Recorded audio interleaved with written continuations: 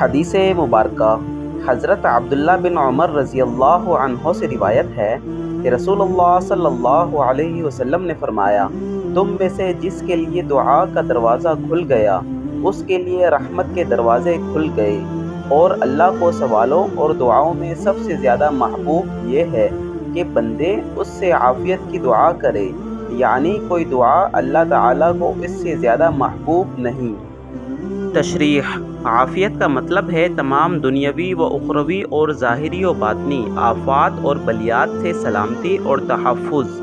تو جو شخص اللہ تعالیٰ سے عافیت کی دعا مانگتا ہے وہ برملا اس بات کا اعتراف اور اظہار کرتا ہے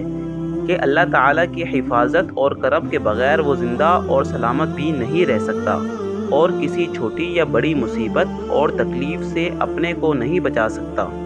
بس ایسی دعا پر اپنی کامل عاجزی و بے بسی اور سراپا محتاجی کا مظاہرہ ہے، اور یہی کمال عبدیت ہے۔ اس لیے عافیت کی دعا اللہ تعالیٰ کو سب دعاؤں سے زیادہ محبوب ہے۔